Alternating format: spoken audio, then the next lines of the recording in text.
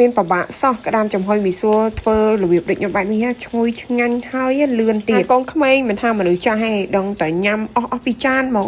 ចង់ញ៉ាំមីសួរនឹងលេងតេក៏បានបើញ៉ាំជាមួយនឹងបាយវិញក៏ត្រូវដែរទូទៅអ្នកអស់គ្នាប្រកាសជាចំហុយដាក់នឹងចានហើយនឹងឡើងសិនហើយធ្វើអញ្ចឹងយូរណាស់ធ្វើឲ្យតែសាយមីសួររីកខ្លាំងពេកអត់សូវឆ្ងាញ់វិញទេហើយកូនក្មេងក៏ញ៉ាំបានតិចចាចុះសិនបងប្អូនអស់គ្នាក្នុងឱកាសបន់ជោឆ្នាំចិននៅខាងមុខនេះសម្រាប់ម៉ាក់ហើយនឹងប៉ាណាដែលចង់សាកល្បងផ្លាស់ប្ដូរម្សៅទឹកដោះគោមកបដូរប្រើជាមួយនឹងម្សៅដោះគោប្រណិបិនផ្លើសនេះម៉ាក់ដែលមានអូនទូចអាយុចាប់ពី6ខែរហូតដល់1ខួបមានការបញ្ចុះតម្លៃរហូតដល់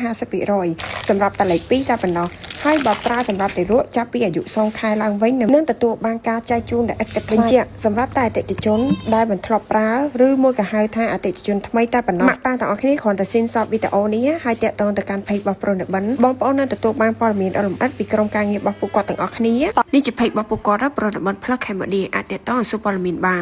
ឥឡូវនេះខ្ញុំចាប់តាមត្រឡប់មកវិញបន្ទាប់ពីនាំកូនលេងថយនេះក៏ទិញបានក្តាមចំនួននឹង3ក្បាលសិតដែលខ្ញុំត្រូវយកមកដាក់ហ្នឹងគឺជាប្រភេទសិតបែបនេះខ្ញុំមិនដឹងថាហៅសិតហ្នឹងជាសិតអីគេខ្ញុំហៅតែសិតកំប៉ុងបែបហ្នឹងខ្ញុំអត់ដាក់សិតគ្រាមេដោយសារតែពេលយកទៅចំហុយមីសួរបែបហ្នឹងទៅវាធំក្លិនសិតហ្នឹងកូនខ្ញុំគាត់សើចចង់ញ៉ាំពេលដាក់សិតអញ្ចេះទៅវារៀងតុនហើយយកទៅម្លីងទៅគឺថាវាឈ្ងុយឆ្ងាញ់ហើយក្តាមដែលខ្ញុំទិញមកនេះ